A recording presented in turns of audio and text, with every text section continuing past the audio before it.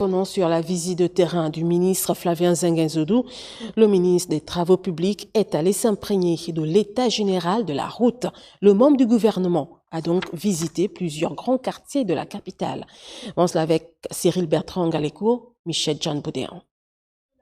Le ministre des Travaux publics, Flavien Zinguenzodou, a commencé son périple par la voie de désengorgement qui part du camp de police en sortant par Montagne-Sainte.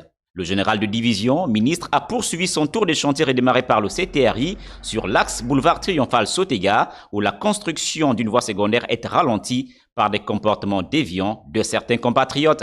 Ils profitent du domaine public pour mettre en location et ils disent que c'est pour eux. Tout Libreville est comme ça, pour ne pas dire toutes nos villes sont comme ça. Les gens se préparent à tout enlever, pour enlever ça.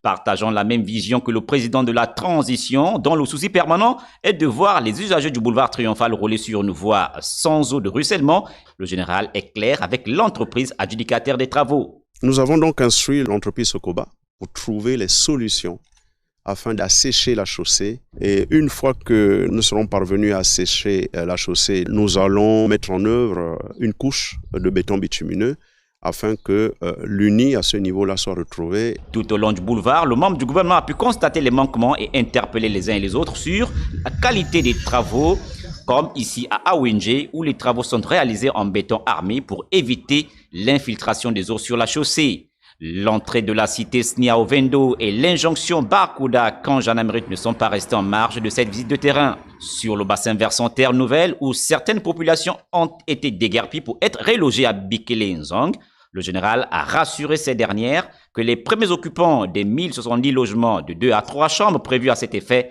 seront relogés dans moins de 2 mois. Pour ces 1070 logements, tout au plus mi-février, nous livrerons les 300 premiers logements aux déguerpis dans un programme appelé tout simplement plan de relogement de ces populations-là. Le seul bémol relevé ici est qu'il manque encore le raccordement en eau et en électricité. Des blocs de gravier sont compactés pour renforcer la structure souterraine qui sous-tend la couche du bitume enclin à une érosion due au ruissellement permanent des eaux sur cette route du boulevard Triomphal dont la déstructuration progressive de l'ouvrage est visible. Avec les pluies qui s'abondent partout, donc ça a créé le glissement de terrain là, qui a mis les 2 voies en difficulté, la bretelle de l'ancienne RTG et le boulevard lui-même, la route qui mène vers le bord de mer. Donc on va faire un arrangement en 0,500. Donc avec tous ces blocs que vous voyez là, nous allons remettre le lit, désormais l'écoulement d'eau va être enroché pour essayer d'éliminer les glissements de terrain.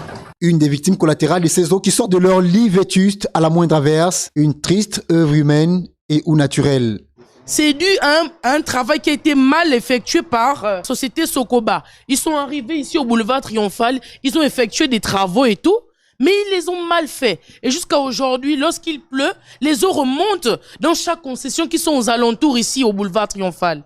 Le boulevard Triomphal ou boulevard des institutions est l'une des voies de communication primaire et stratégique de la capitale qui mérite un regard de bâtisseur particulier, une expertise adaptée au bouleversement du temps et de l'espace et surtout la prise en compte des soupirs de ses habitants habitués aux inondations qui espèrent à la construction d'un canal d'évacuation.